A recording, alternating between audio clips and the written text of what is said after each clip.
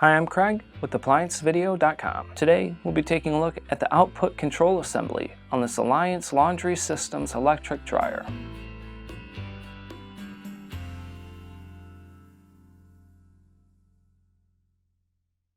Stop. Before beginning any repair, always be sure to disconnect the power to the appliance. It is also recommended to test the outlet for the proper voltage. There are various reasons why you'd be replacing your output control assembly. It could be that the unit will not heat, or it may not be supplying power to the motor, causing the unit to not start. Now, click on the link below to view this repair video. ApplianceVideo.com guides you step by step, giving you the confidence to avoid recalls and callbacks, also saving time on repairs. Whether you're up against an uncommon repair or the latest appliance on the market, our videos have been created with you in mind.